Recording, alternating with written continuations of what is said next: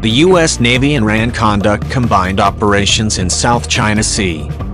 The U.S. Navy and Royal Australian Navy, RAN, have joined forces to conduct operations in the South China Sea. An Anzac-class frigate of the RAN HMAS Parramatta, FFG 154, started sailing. With Ticonderoga-class guided missile cruiser USS Bunker Hill, CG 52.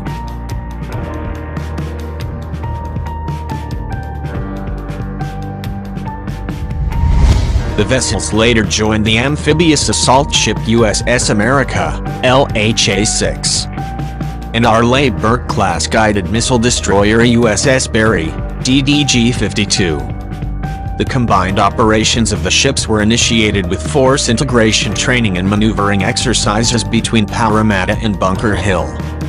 USS Bunker Hill Commanding Officer Captain Kurt Sellerberg said, "It is great to be operating with the Australians again.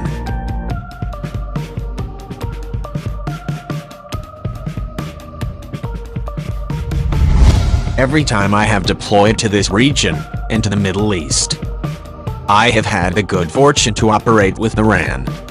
USS America started the operations with precision maneuver, including Barry in the South China Sea. American Expeditionary Strike Group Commander Rear Admiral Fred Catcher said, "We look forward to every opportunity we get to work with our stalwart Australian allies at sea."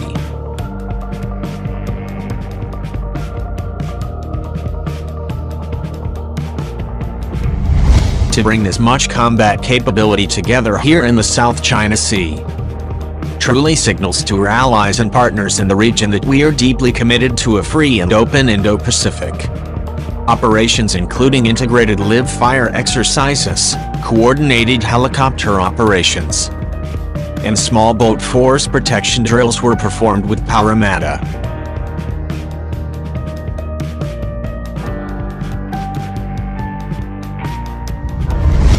Additionally, the missions conducted with Parramatta involved command and control integration and maneuvering interoperability.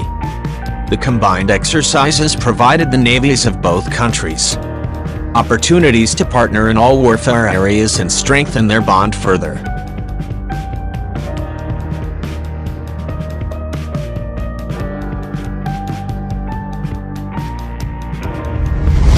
China's aggression in the South China Sea during the pandemic draws international criticism. China is facing international backlash for stepping up its illegal claims in the South China Sea amid the coronavirus pandemic. Recent incidents and hostile rhetoric show that Beijing is using the situation to increase its aggression against Southeast Asian nations in the area.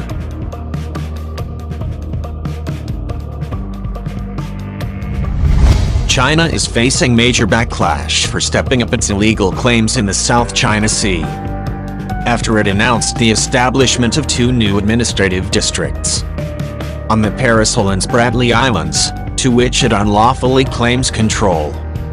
On the one hand, China is engaging in face mask diplomacy, providing medical supplies to other countries.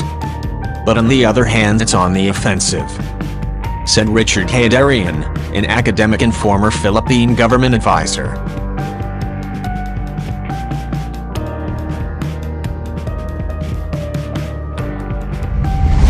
All of them should be seen as part of one package in which China seizes the strategic opportunity of not only its neighboring countries scrambling to deal with the coronavirus outbreak, but also the U.S. Navy's suspension of overseas appointments. Vietnam's foreign ministry has called out China's announcement as an act of aggression and a serious violation of the country's sovereignty.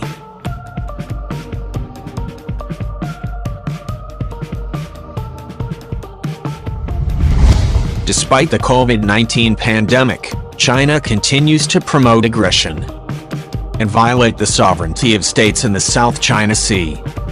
On April 2nd, a Chinese ship collided with and sank a Vietnamese fishing vessel, drawing international condemnation and calls from both the United States and the Philippines, which has also seen China violate its maritime territory.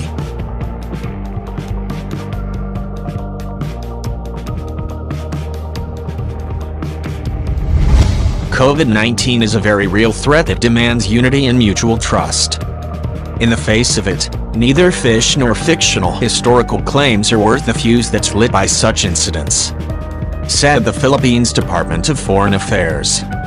The incident is similar to a case in June 2019 when Chinese fishing vessels pushed into Philippine waters and sunk Filipino fishing vessels.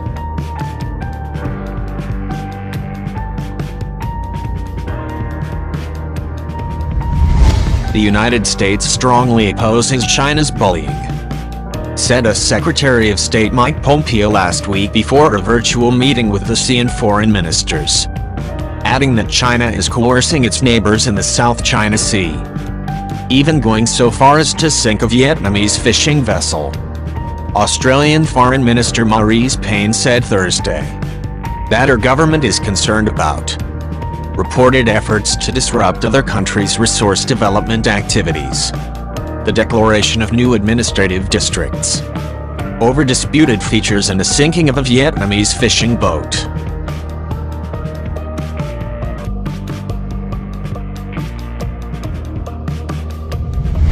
The recent incidents and hostile rhetoric from Beijing show that China will continue to act illegally to take advantage of the COVID-19 pandemic. The Chinese Ministry of Foreign Affairs has attempted to push its own version of the incident in early April, claiming that the Chinese vessel attempted to avoid the Vietnamese fishing boat. But the Vietnamese fishermen still rammed the Chinese Coast Guard. But the ministry has been unable to offer any explanation of why Vietnamese fishermen would ram the Chinese boat, and many in the international community have questioned the Chinese account.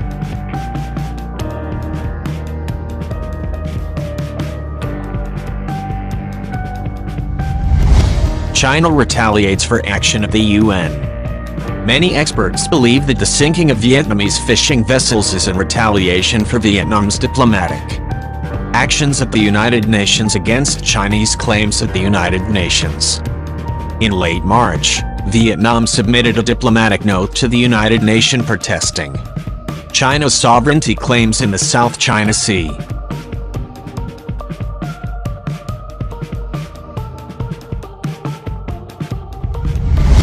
The note outlines how, under the 1982 United Nations Convention on the Law of the Sea, UNCLOS, the only internationally recognized law governing maritime territory, China's territorial claims in the Paracel and Spratly Islands are exaggerated and illegal. Beijing's attempts to use claims to submerged features as a basis for maritime territory are also baseless.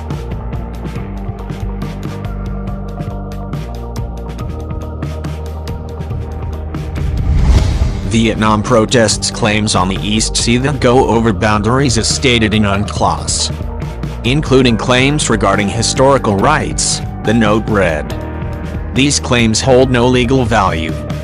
Vietnam's note was the latest in a series of UN actions from Southeast Asian states opposing China's claims in the South China Sea. These actions are largely a response to the tactics China uses to build its claims.